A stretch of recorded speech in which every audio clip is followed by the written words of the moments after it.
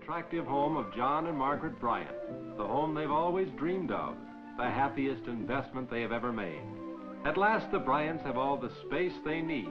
Big floor-to-ceiling closets for each member of the family. Large, comfortable bedrooms.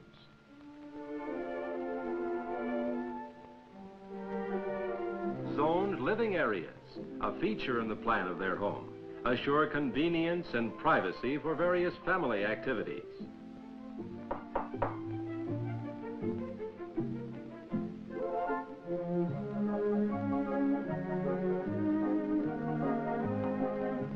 Distinctive architectural details create a lovely setting that enhance the pleasure of entertaining.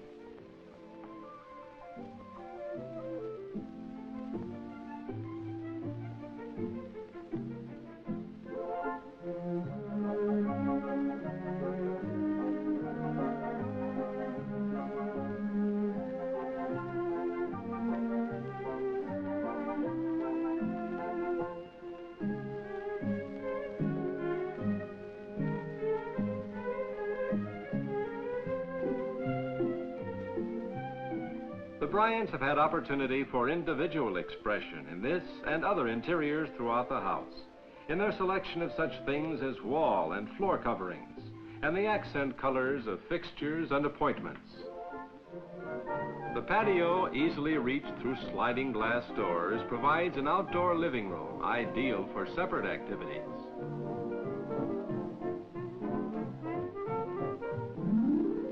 At the center of the family activity area, an efficient kitchen saves countless steps and needless effort in the preparation and serving of meals.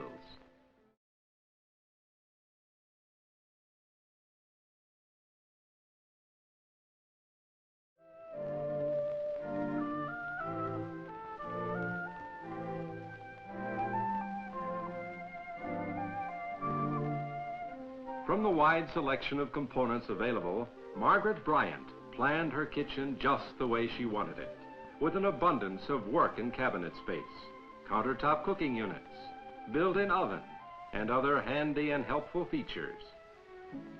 The separate dining room is another feature that delights Margaret Bryant in her new home, for it permits her to enjoy her guests while entertaining graciously. This is how American families are living in their new homes. And now, this is Bill Moody returning you to Frank Blair. Resident of Robert Taylor Homes, one of the largest housing projects in the United States. It was built with federal aid by the Chicago Housing Authority. Earlene White resettled here when her house was demolished in a slum clearance program.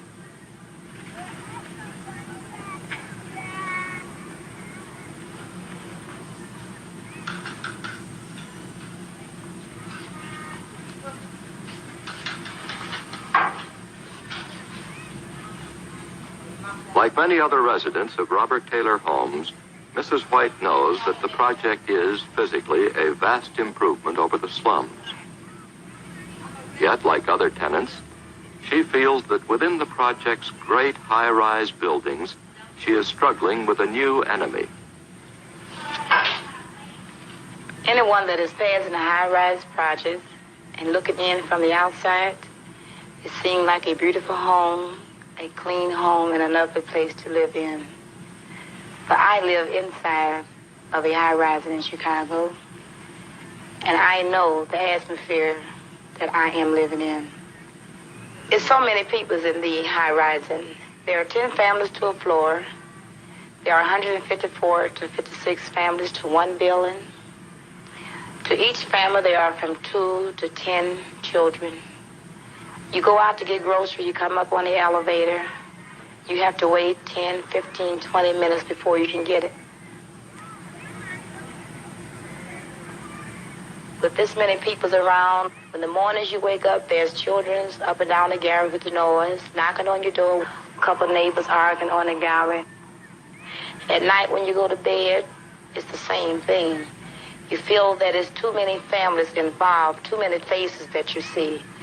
You can't go in or out of the building unless you're looking into many faces. You can't go to the chute to empty your garbage unless there's a million faces in front of you. And I wonder Who are my children playing with? Who are their friends?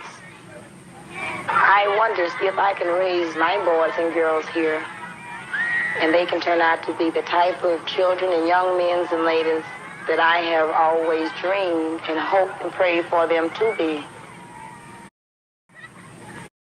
There's no doors to your closets. Why they don't put them up, we don't know. It's a lot of things go on that we don't know, and we cannot even get an answer for. You can't hang your pictures like you want to. The walls are rough. You still can't.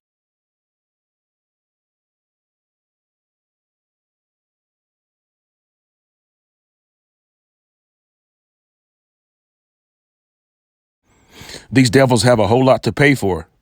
Look like prison houses to me. Okay? Look just like those walls. You know?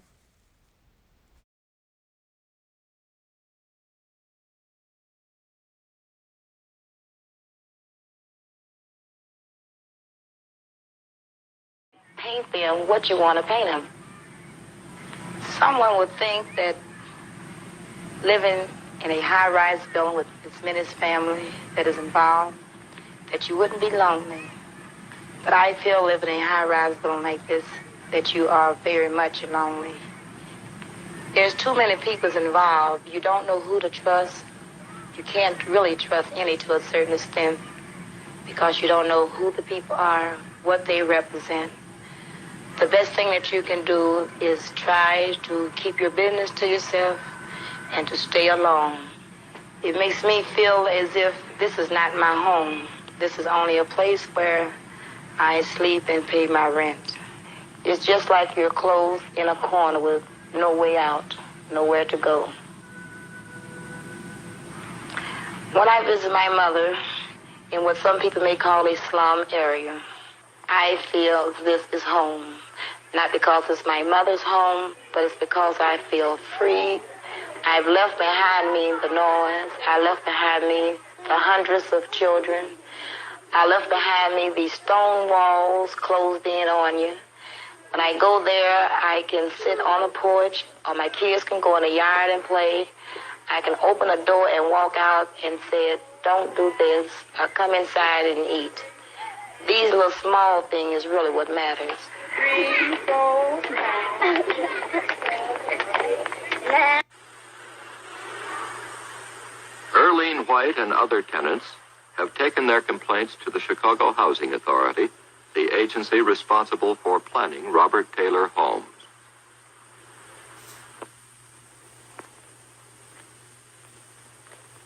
The chairman of the Housing Authority is Charles Swibel.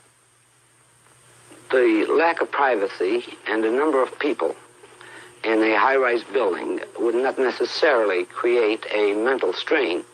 If we look at the background and where these people came from, this is where we need the education. We at the Chicago Housing Authority have interpreted the rules and regulations in regard to public housing to mean that we are to provide safe, decent, and sanitary housing, which means good housing, but not luxurious housing. Some of the individual complaints that I, as well as the people on the outside, have heard about the people, the residents, not being able to paint walls, not being able to hang pictures on the walls, are a slight over-exaggeration. We do give our tenants now a choice of 5 colors. This is an evolution. You must remember that these people have come out of slums. They have brought with them some of the slum-bred ideas, some of the slum-bred hostilities. In regard to hanging a picture on the wall, all we ask of them is that they notify the manager so we can give them the proper hook. Otherwise, in order to hang a postcard, so to speak, they might use a 2-inch nail. We don't want to make it so comfortable and so ideal for them that they wish to remain in public housing. We are trying to get them ideal for them that they wish to remain in public housing. We are trying to get them upgraded, if you will, so that they can go out on the open market and find private housing. I think it is very important for our residents to feel that they are individuals. And I wish that we, as the Chicago Housing Authority, could bring this message to all the residents in public housing that we are interested in them individually. We do want them to better themselves. That is the sole purpose of the public housing program. We want their morale to go up. We hope and pray that they can merely use public housing for an economic reason and that they will better themselves, get better jobs, make more money, and go into the private market. We are not in competition with the private market. If I had a choice of living at Robert Taylor Homes or in a dilapidated shack, I would choose Robert Taylor Homes. All right. Wow. First and foremost, giving all praise, honor, and glory to the Heavenly Father and His only begotten Son, Yahweh, Bahashem, Yahweh Shai, Bahashem, Rekakwadash. Double honors to the elders and apostles at Great Millstone, of whom I learn from daily, and a healthy shalom to the brothers that are out there doing the work in truth and sincerity. Shalom to you. Also to the Akwath that are sitting back and listening in silence, which the scriptures say to do so. Shalom to you. All right. Now you saw those beginning clips there, man. Okay. There's a whole lot to be said. There's a whole lot to be said. Our people have been destroyed systematically. Systematically. You still trust this devil? You still think you all right? You still think gaining the right to vote? You still think pulling yourself up by the bootstraps is the way to go? You remember Tulsa, Oklahoma? You remember Wilmington, North Carolina? You remember, it's called redlining.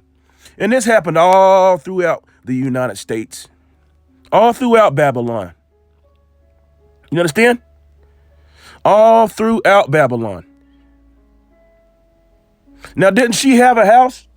Didn't those other people have houses? Didn't they own their houses and their land? Before this devil decides to come in and make their lives better. And you still trust this enemy. This is Deuteronomy 28 and verse 1. And it shall come to pass, if thou shalt hearken diligently unto the voice of the Lord Yahweh thy power, to observe and to do all, Slakia, his commandments which I command thee this day, that the Lord Yahweh thy power will set thee on high above all nations of the earth, man. Above what? All nations of the earth. Did we listen? No. Do we continue to do all the things that we're not supposed to be doing? Yes. Yes. Not taken away from Esau, Edom, and all the atrocities that have happened to us, man. Okay?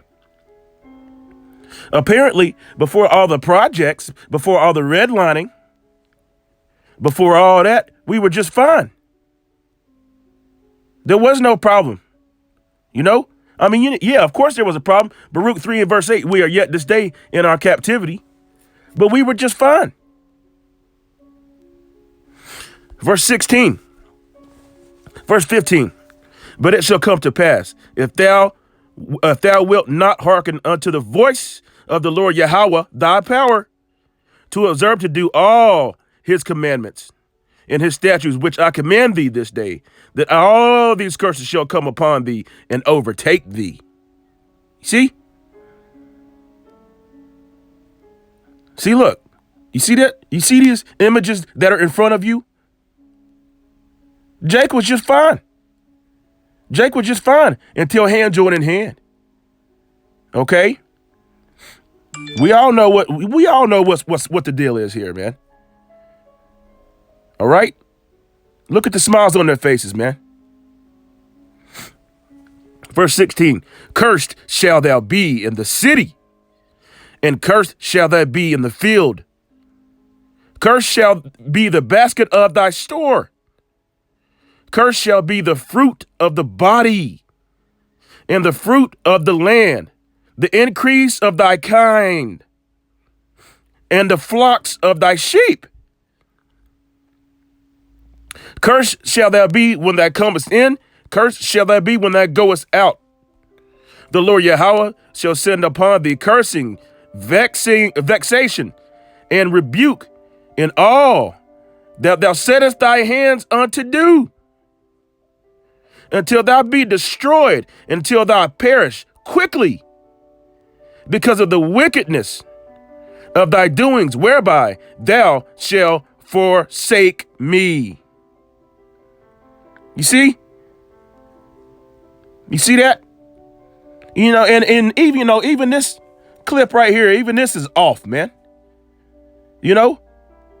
What is Jake doing? Opening presents Christmas morning? But look, we had our shit together, didn't we? We were just fine. Until Esau Edom decides to redline everybody to make your life better. We all know what he had to do. Okay? Oh boy. Verse 21, the Lord Yahweh shall make the pestilence cleave unto thee until he have consumed thee from off the land, whether thou goest to possess it. The Lord Yahweh shall smite thee with a consumption, and with a fever, and with an inflammation, and with extreme burning, and with the sword, and with blasting, and with mildew, and they shall pursue thee until thou perish. And thy heaven that is over thy head shall be brass, and the earth that is under thee shall be iron. The Lord Yahweh shall make the rain of thy land powder and dust. From heaven shall it come down upon thee until thou be destroyed. Okay? The Lord Yahweh shall cause thee to be smitten before thine enemies. Thou shalt go out one way against them and flee 7 ways before them. And shall be removed into all the kingdoms of the earth. Okay? And thy carcass shall be meat unto all fowls of the air, and unto the beasts of the earth, and no man shall fray them away. The Lord Yahweh will smite thee with the botch of Egypt, and with the emrods, and with the scab, and with the itch, whereof thou canst not be healed, man. Okay? You know? And all these things have happened to us, man. These are the curses. This is how you can tell who the Israelites are, man. It's the curses. Who fits these curses? See what they did? She had a house. Everything was just fine before, but they took it all away. They took it all away. And what did Esau say? What did he say? Oh, well, surely this is better than what they were living in. No, they were just fine. We were just fine. So-called Native Americans, the Northern Kingdom, they were just fine. Before you came over here and made all them treaties and broke all them treaties, man. Verse 31. Thine ox shall be slain before thine eyes, and thou shalt not eat thereof. Thine ass shall be violently taken away from before thy face, and thou shalt be restored, shall not be restored unto thee. Thy sheep shall be given unto the enemies, and thou shalt have none to rescue them. What did Esau Edom do? He killed all the buffalo. Just so the Northern Kingdom, our brothers and sisters, couldn't eat. He went through and slayed all the buffalo, killed all the beavers, which, you know, we wasn't eating them beavers. But that's a very vital and natural part of the ecosystem, man.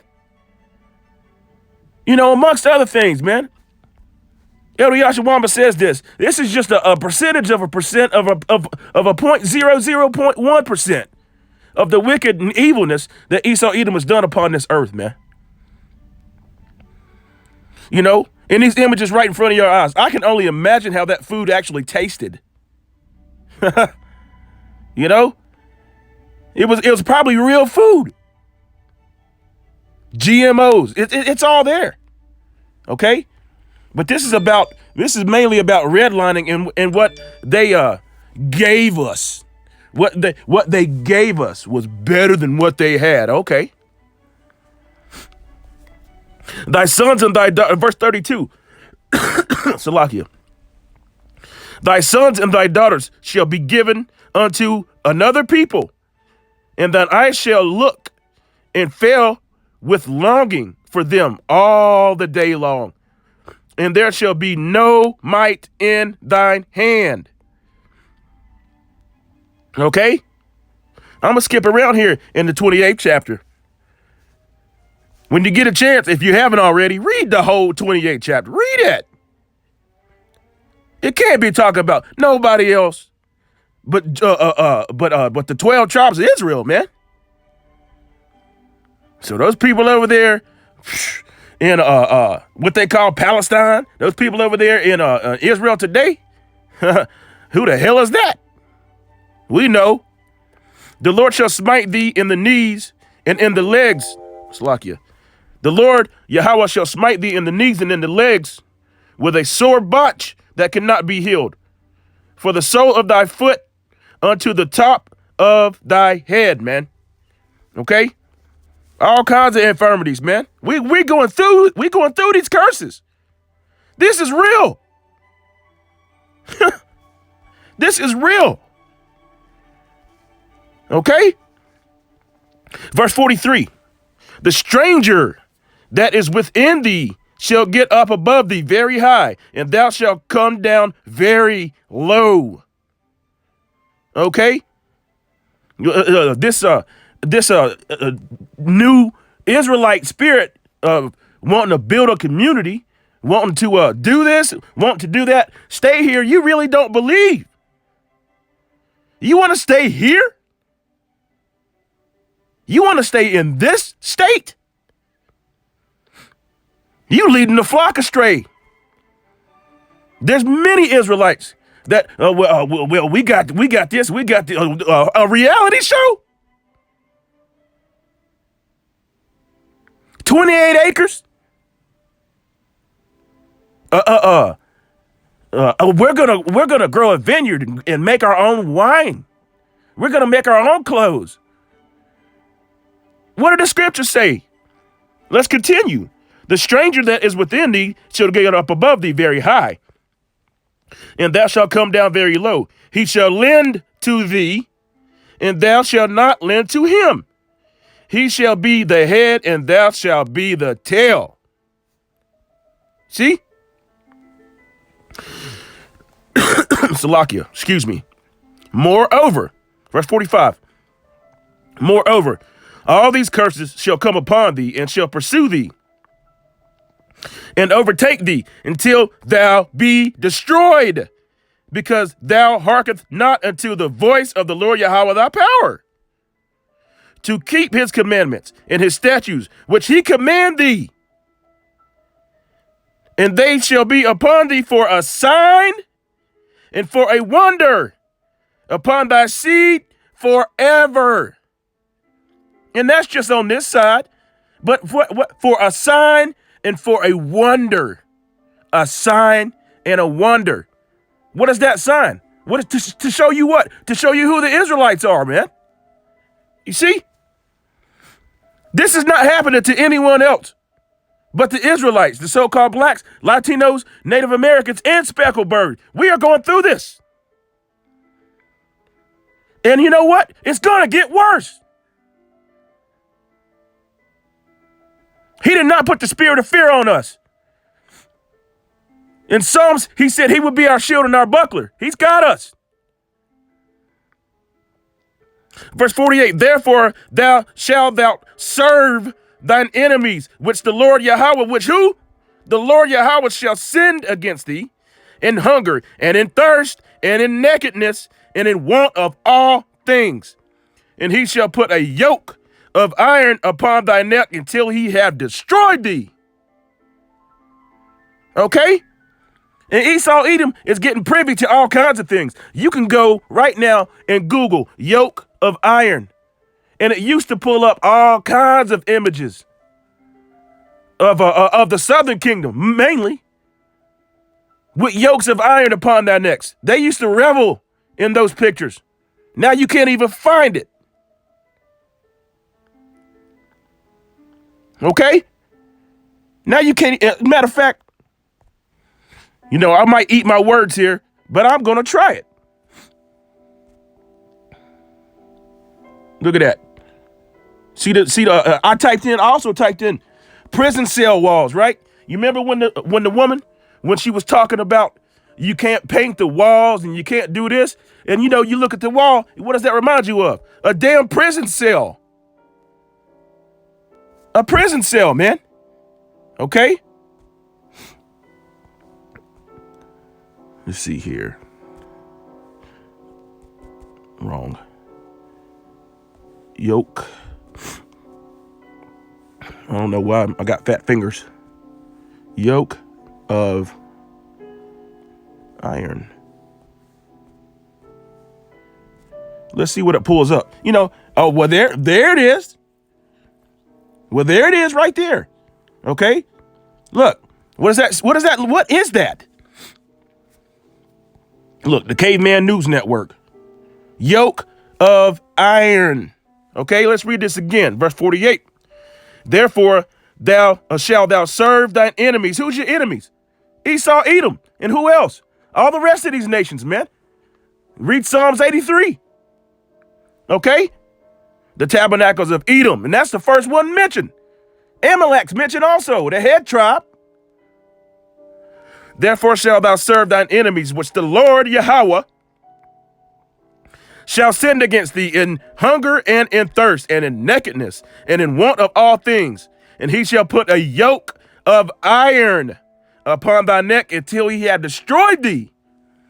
Until he had destroyed thee. Look. Look at that right there, man. Okay? And this photo right here. I'm going to ramble just a little bit. Hebrew Israelites in slavery. Okay? This is ridiculous, man. But hey, you know what? Let's go back. Anyway, there you go. I'll make it bigger. That photo right there. Okay? The other day, my wife and I were watching something, and I forget what it was. All right? But it showed how the layout of an airplane is, and especially those, what do you call those, Airbus, those real big ones, those real big airplanes. Okay, those real big airplanes are laid out just like this. People, and when I saw it, it's something sparked in my mind. I said, man, that looks exactly like a slave ship layout, man. It just did. It just did. I thought that was something else. Anyway, we'll go back to, let's see here. Salakia, bear with me one moment, please. Oh yeah, we'll go back to the video that I was playing. I'll go back just a little bit. Okay, so you see, look, Jacob looked like they was just fine, living their best life. All right, verse 49.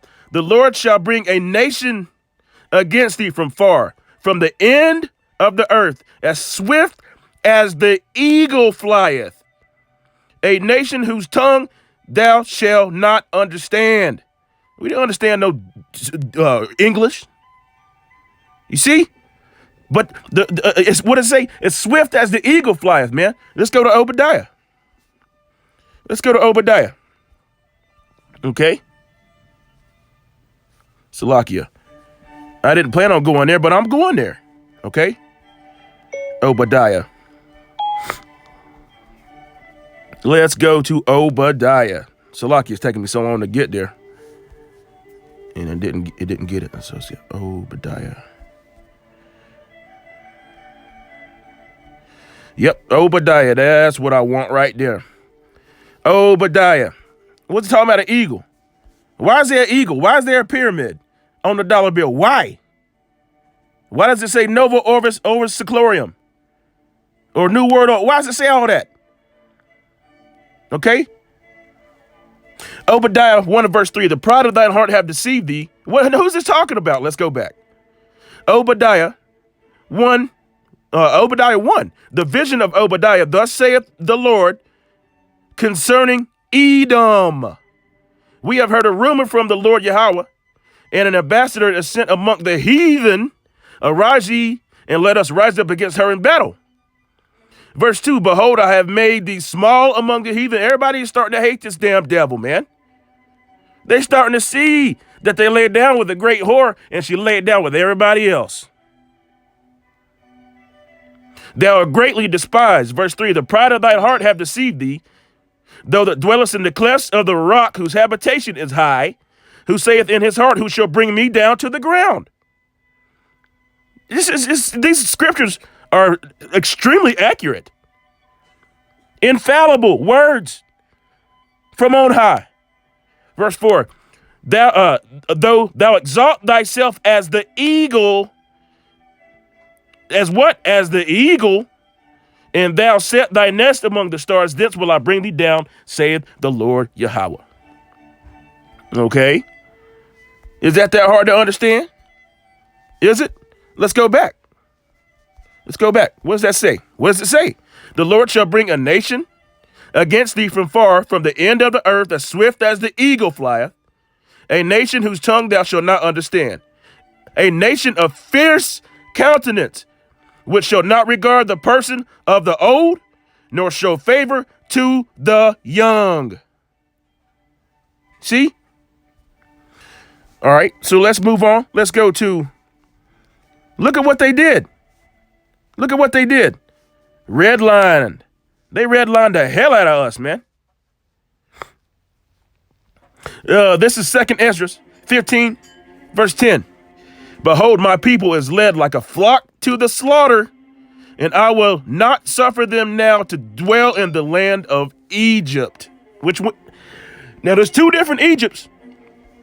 Let's keep reading. But I will bring them with a mighty hand and stretched out arm, and smite Egypt with plagues as before, and will destroy all the land thereof, man. Egypt shall mourn, and the foundation of it shall be smitten with the plague and punishment the Most High shall bring upon it, man. Okay? But see, this is the new Egypt. Again, on the dollar bill. Why is there a pyramid? Okay? Let's see, verse 13. They that till the ground shall mourn, for their seeds shall fail through the blasting in hell, and with fearful constellation. Woe to the earth and to them that dwell therein, for the sword and their destruction draweth nigh. And one people shall stand up and fight against another, and swords in their hands. Here's some prophecy. Here we go. Let's go. For there shall be sedition among men, and invading one another. They shall not regard their kings or princes, and the course of their actions shall stand in their power. A man shall desire to go into a city and shall not be able. Okay? I gotta keep going. For because of their pride, the city shall be troubled, and the houses shall be destroyed, and men shall be afraid, man. All right? So, that's going off a little bit of the lesson here. But it's the truth. All right? Let's continue on. Isaiah 42, verse 22.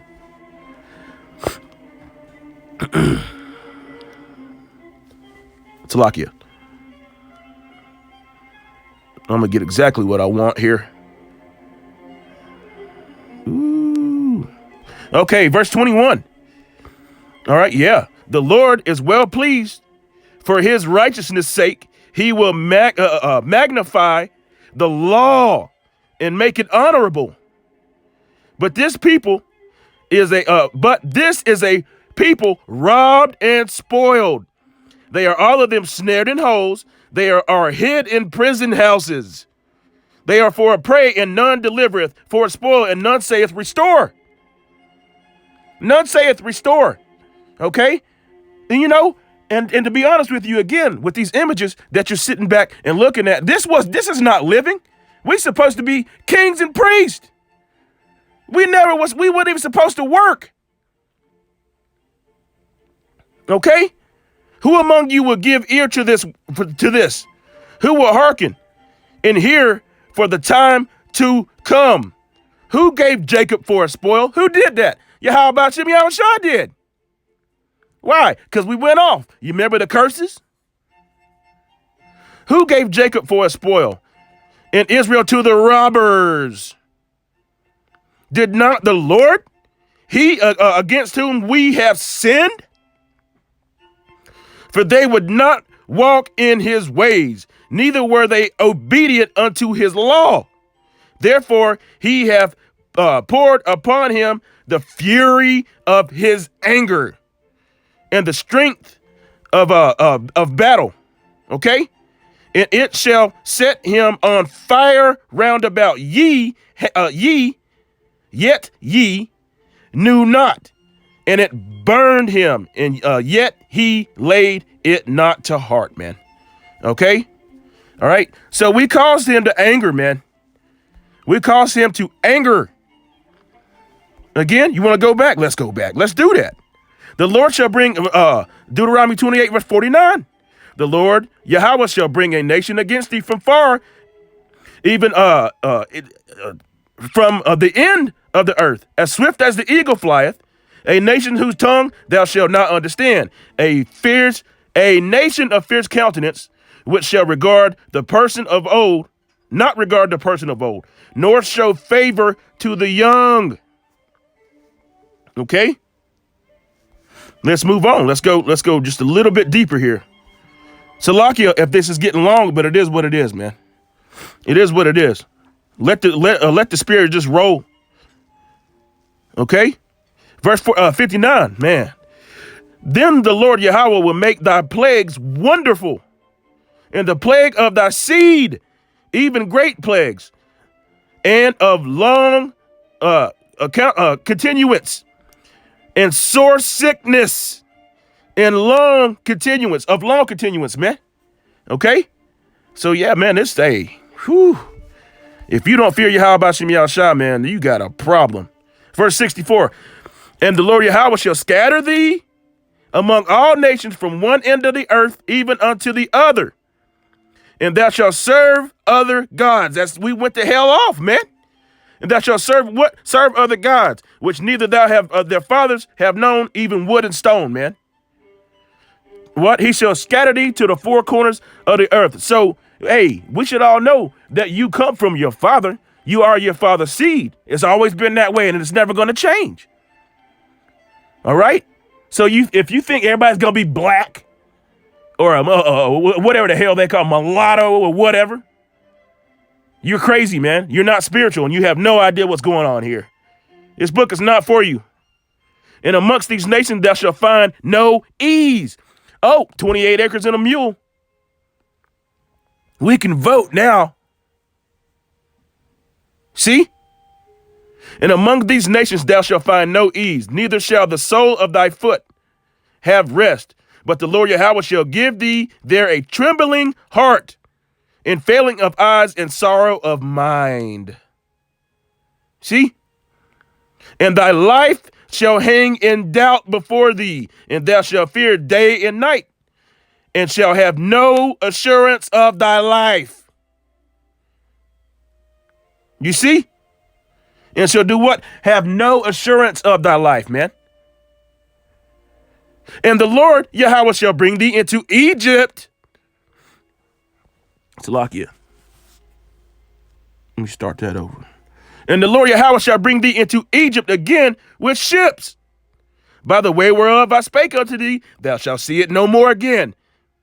And there ye shall be sold into your enemies for bondmen and bondwomen, and no man shall buy you, which means redeem. Look up words. There's a reason why you look up words. Otherwise, that wouldn't even make any sense. Okay? So, and one more thing that you didn't see. One more thing that you didn't see in those clips. Where was the where was the fathers? Where was the dads? Where are they at? Okay. Now I remember. I forget what brother. No, I think it was Amawan Abad. It was one of those brothers. It was one of those brothers, man. I think it was Amawan Abad. And he went into talking about communism and the Karl Marx manifesto. Okay. Well, this was an evil Edomite, man. Let's see. Let's look this up here. Let's look this up here. What am I looking for? Let's go. Slovakia. I really do apologize about coughing in your ear. Okay, let's look up. Let's see.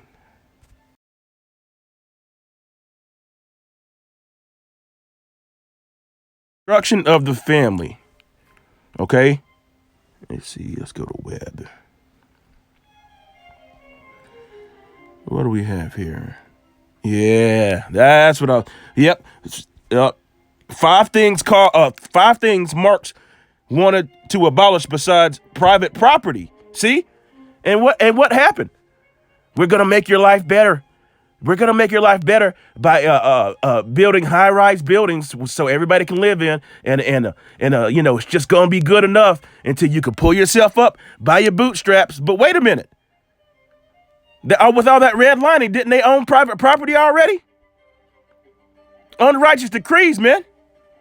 You know what the scripture said. As a matter of fact, well, let's get into this first. 5 things. I'll look it up on my other phone here, so we can go back to this. Okay. Look, Jake leaning up against a statue of a bunch of naked Edomites, man. These Edomites are profane. Wow. 5 things Marx wanted to abolish besides private property. All right. But see, Esau, Edom, is the one who covets land, fields, and take them by violence. I'll read that. All right. One of the remarkable things about the Communist Manifesto is its honesty. When is Esau, Edom honest? Karl Marx might not have been a very good guy, but he was refreshingly, I think that's what it says, refreshingly candid about aims of communism. All right. This brazenness, one could argue, is baked into communistic psyche. All right. Let's see. What do we have here? The communists disdain to conceal their views and aims. Marx declared in his famous manifesto, they openly declared the end to be attained only by forcible overthrow of the existing social conditions. All right. Let the ruling classes tremble at the communistic revolution. All right. Well, it said, like Hitler, Mein Kampf. All right. These people are the devil, man. All right. But there's a reason why I'm reading this, because this goes into the destruction of the family, and that's what they've done. Where are the men that got kicked the hell out? Why? For Section 8, for housing, for benefits. You see what has happened here? The natural order of things have been disrupted. Yahweh Hashem Yahushua gave us an order, and we refused to go by it. We refused to do what he told us to do. Marx's manifesto is famous for summing up his theory of communism with a single sentence: abolishment of private property. But this was hardly one of the only things the philosopher believed he must be abolished. All right, so let's go on. Let's move on down. Let's see. Marx's Utopia. In his manifesto, Marx highlighted 5 additional ideas and intuitions for eradication. Number 1, the family. Let me read that again. Number 1, the family. How do you destroy the family? Take the father out of the house. You take him out of the house and watch everything go completely upside down and mad. Marx admits that destroying the family is a thorny topic. All right. Even for revolutionaries, abolishment of the family, even the most radical flare up at this infamous proposal of the communist, he writes, okay? So number one was the family. Number two, number two, what does number two say? Individuality. Okay, I got what I needed to get out of that. All right, so I'm just going to read. Number three, eternal truths. Oh, this is heavy. Eternal truths. Okay, and what is the eternal truth? The Bible. There's only one truth. And the truth is now we know what it is. And what does the scripture say? The truth shall set you free, right? Number three is eternal truths, man. Wow. Let's see. Number four, nations. You can't make this up, man. You know what? Let me show you. This is what I'm reading. What? Number one, the family. Okay. Number two, individuality. Slakia. Number three, eternal truths. I'm not making this up, man. I am not making this up. This is in his manifesto. Number four, nations. Okay? All these shall be ringing the bell. And number five, the past. The past. Forget everything, but they won't forget 9/11. You see that? They won't forget 9/11. Wow. The past. The Lord required the past, man. Because it's all coming back full circle, right? So let's go back to, this is what they do, man. Oh, man. Let's get this. I got a couple more I'll close out. This has gone longer than I expected, but whatever. Micah 2 verse 1, woe to them that devise iniquity and work evil upon their beds. When the morning is light, they practice it because it is in the power of their hand. How so? Because Esau Edom is the hammer of the earth. He has been given this power on the left-hand side to do what? To punish the children of Israel. It's right here in the scriptures. If you don't understand it, I don't know how you're going to make it. You see? If you don't get it, you don't get it. Verse 2. And they covet fields and take them by violence, and houses and take them away. So they oppress a man and his house, even a man and his heritage. What did they do to all those people's houses? They said it was just so bad that we had to build them a freaking cage. Those projects look like prison. You saw why I put the concrete walls in there. And, and the damn Edomite talking about, oh no, they're better off. They're good. They're fine. These people are fine. They're fine. And they covet fields and take them by violence, and houses and take them away. So they oppress a man and his house, even a man and his heritage. Therefore, thus saith the Lord Yahweh, because against this family do I devise an evil, all right, from which ye shall not remove your necks, neither shall ye go hauntily, for the time is evil. Okay? So, yeah, there you have it. The time, as a matter of fact, you get ready to close out here, man. I made this long enough. Okay? But, yeah, man, that's what Esau Edom has done, man. They redlined. They've done everything completely clean contrary to the scriptures, man. And you 2/3 continue on with this charade. You continue on with loving your enemy. In the meantime, you had a house, you had communities, you had this, you had that. And it's the same thing over and over again. Doing the same thing over and over again, expecting to get a different result, is called psychosis. Look it up. So I'll leave it there, giving all praise, honor, and glory to the Heavenly Father and his only begotten Son, Yahweh, Bahashem, Yahweh Shai, Bahashem, Rakakadash. Okay? You still trust these damn people? You still trust these people? See that? You still trust them? Baruch 3 and verse 8, we are yet this day in our captivity. They refuse to let us go, right? Okay? That's why I want to say, hey, why a Bible ball? Boom! Shalom.